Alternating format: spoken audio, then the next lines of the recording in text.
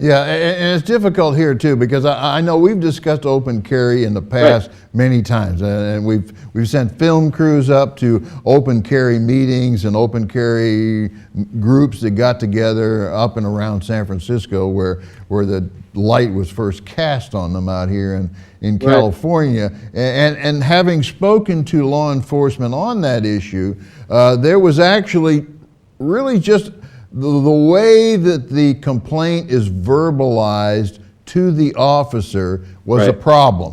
You know, they receive a call from dispatch saying that there is 4 men armed out in front of the restaurant. That had to be explained differently to those officers. Otherwise, you can certainly understand why immediately they would go into law enforcement mode. 4 men armed in front of a restaurant. I mean, they're not going to come up there thinking that that there's nothing wrong. They're going to come up there with an assumption that something's wrong. Now, I'm not saying that took place in Wisconsin. I'm just saying that quite frankly did not happen. You'd have to listen to the entire 5 minutes of the 911 tape. That really tells the tale. The dispatcher herself was very well aware of the fact that the Attorney General, and in fact she mentioned it in the conversation that it was in fact legal, and that she tried to draw it out of the woman. Are you upset about it? Are they bothering you?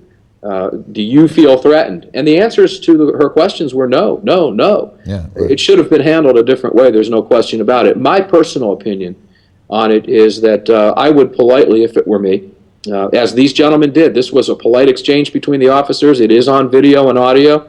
Nobody was escalating it. The officers were threatening arrest, but it was not getting heated. Nobody was bowing up, if you will, like that, and it was polite exchanges. Me personally, I would politely say, hey, I'm busy, I'm on my way, I have to go somewhere, I'm not doing anything wrong.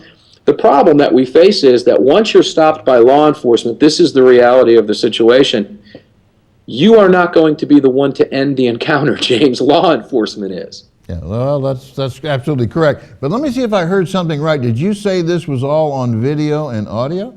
It was on audio, excuse me, not video. Okay. It was on audio. Well, it was being recorded on a cell phone. It may very well be on video. Yeah. Okay, well, that would be interesting to look at. But like I said, we've discussed this in California quite a bit, and as a result, I think there has been a lot of education taking place both on the armed citizen and law enforcement and how dispatch handles that particular call. And it sounds as though in Wisconsin, the dispatcher handled the call well, and it was probably given to the law enforcement officers as an open carry situation. So everything was calm going in, probably until there was some resistance on the ID part, and then things got... Hey, I agree with you and I agree with Rob that, hey, it's a law enforcement officer. Unless you have something to hide, and I guess that's the law enforcement thing coming out of me, unless you have something to hide, there should be no reason for you to not want to show me an ID. But yeah,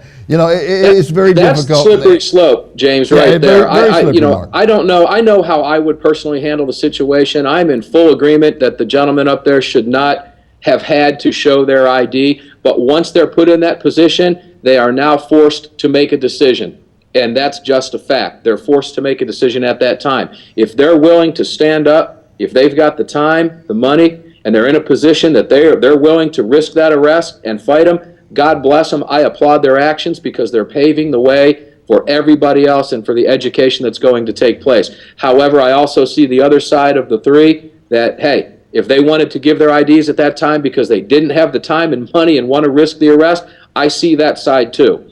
So, I think we play both sides of it on our American radio. I think there's a very thin line, Mark, between demanding an ID and asking for an ID. And I think that's probably what attorneys are going to be discussing in the future. Hey, I got to run. See you again next week. Yeah, thanks for joining us on Armed American Radio. We appreciate it. We'll let the listeners and the viewers make up their minds. Thanks, Mark.